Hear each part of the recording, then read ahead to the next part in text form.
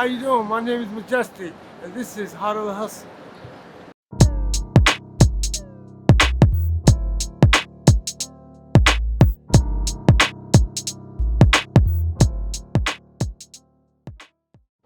Yo, man, tell me about background, where you from. I'm originally from Brooklyn, New York. I was born in Kings County Hospital, Brooklyn. Me too. I grew up in Clymer, Brooklyn, New York, which is now part of the backside of Division, South Side, that area by Kent, where the old Schaefer big company used to be at, where the Domino Sugar used to be at, where the Drake's Cakes. I used to ride on the highway and smell the cakes coming in through the car. My mother, my father, uncles, whoever's car, and I just wanted to eat the car because the car smelled delicious. It was a fun thing, things that you remember when you was little. Right now, I just recently turned 60, and I'm enjoying it because I feel like 30 something. Even though I can't act like that because it gets me into a lot of problems, believe me. And I'm not gonna tell you about those robots here, okay? Tell me about any experiences you had in prison and how you felt that like affected your life long term. I think prison is the worst thing the government could do to any system that is trying to control their people by fear, or should I say, with intentions of a greater mean than itself.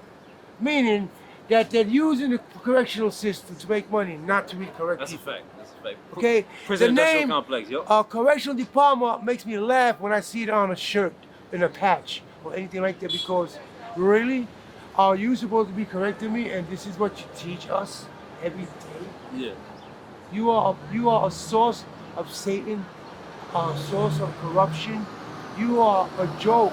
You are a mockery to God to say that you are a correctional system. And you go around determining and making decisions knowing that you're wrong. Correctional system, you should be ashamed. And may my mother double curse you and your father in their beds, in their lives, in their spirit before they took on a body. May my mother curse their souls and trample over their spirits, for they became nothing and nobody. A mockery to God. Appreciate that take, man. It's very deep. Tell me how long you've been homeless. It's kind of weird when you say that, because if I had to pick a number, I might say recently on this one, 5, going on 6 years. Okay. But it was more than that. I think from the age of 14 I was homeless, because my mother moved from 34th Street between Church and Linden. That's when I was living in Flatbush. I was going to Erasmus Hall High School, Academy of Art and Music. All I was going there was to get the pussy. I would cut out on the Bedford side. That was the way to head out, to get out the door, you know, because the guard was being entertained by one of our girls, you know, so they didn't give a fuck who went in and out. Do your thing, we do our thing. We don't see nothing, you know? And back then, yeah, I was hit, you know? I didn't just pop up in 2020, and now I'm talking hip hop, and you talk to me about the game of the streets, and yeah, I can tell you, yo, I'm down because, no. I didn't.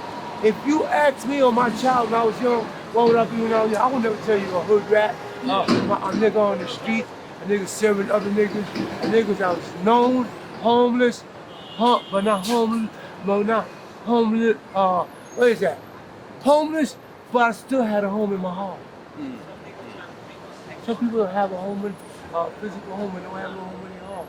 Because they live in a joke, they live in pain, they live in misery, they live in stuff that's not supposed to be in our home. But because they're getting used to it through the will and the impression of Satan on the humankind, on the human race, a lot of us have become so weak that we don't have no power to do and get out of this. But we're in it. And we want to get out, but we can't. I say that's true. A lot of people have that mindset. I say like we all have the power in our minds to overcome. We all have it. We just gotta access it and believe in it. True. Do you know why a lot of us don't become the businessman and the millionaire that we want to be? Why you think? Because we're afraid of the first step. A lot of people. Because after the first step, you got to continue. Otherwise, the first thing comes criticism. Then after criticism, oh, I told you it was gonna fail. And then you're gonna tell yourself, yeah, I knew you was gonna do it. You know you was just impersonating. Whatever, that your self-talk kills you, the other people kill you, your family's even worse. Your friends that don't know you that are gonna become your friends become the worst. Yeah. In other words, everything that you fear is true. Right. It's true because It's right, fear. Stopping everything. you don't want nobody to tell you, I told you was gonna fail. Look at you. That's why you're a piece of shit right now. That's how come you don't listen to me. That's how come you fail. And we can go further than that, but you know what I'm saying? That's the hardest thing that gets us from going. My sister, my mother, and everybody in my family tells me constantly, if I was you, I would have been a millionaire, but I don't want to be a millionaire. I'm happy the way I am. I'm not lacking in nothing. There's nothing that I could buy with all the money God could give. Because I couldn't buy health, I couldn't buy happiness, I couldn't buy joy, I couldn't buy peace, I couldn't buy trust, I couldn't buy pain, I couldn't undo pain with money. You know what I'm saying? I couldn't undo disease with money. I couldn't do disease with money. No, there's nothing good in life that you could buy. Everything that you could buy has some form of lead to corruption and endless bad ways. Whatever you do, just money. That's what it brings with it. And speaking of which, what's the main ways in which you get money out here? Hustling. The hustling has never stopped me. At the age of 12, I was working in a bodega. So I knew what it was like to have money. I was getting paid $125 a week in the bodega. I was 12 years old. I would take at least $100 out the cash register every night.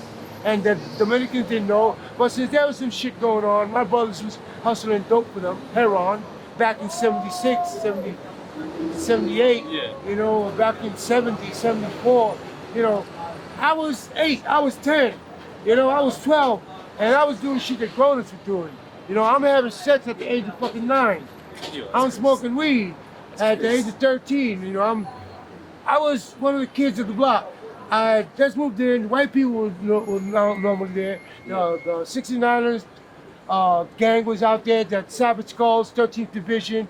We had us, which was Suicide 34. Then you had the Mau Maus, you had 38th Street Boys. You know, we was in Flatbush. I was in Erasmus Hall, all the gangs was there. You had to be down, either down or out. You're gonna get your ass crushed. You know, Erasmus Hall was no fucking joke back in the 70s. Right now, if you go look at that shit, the Bedford side looks like it's rotten. It looks like a fucking hood. It looks like a rotten building. Our high school that I used to go to when I was young. It's a fucking shame. When I look at that shit, it embarrasses me. I'm like, damn, look what we've let us become. But I don't think about that every day when I should be thinking about it every day. Because my school turned into a hood, bro. And if you walk by, I swear to God, you'll think it's an abandoned building. And it's the left side of Erasmus Hall that nobody sees. They show on the films and they show on the school mysteries and whatever the hell in the schools. Erasmus is not known the Bedford side. It's like Keys County, how it's that they had the G building, the experimental part of the psychological part of New York. There's a history of the psychological part. Also, Dannemora, New York, Clinton Dannemora. There were hospitals that they kept all these people housing when they didn't understand psychology. And when they did lobotomies and scraped your frontal lobes to make sure that you lost your memory and pain goes away and certain things did away with because they hit that part that affects pain. And they were doing these experiments. See, people don't talk about these. You know why I know that? Because I fucking went to Erasmus Hall to jail. And through that I studied what Dannemora was. But when I had not went to prison, I would have never knew what the fuck that was. And it associates with my childhood.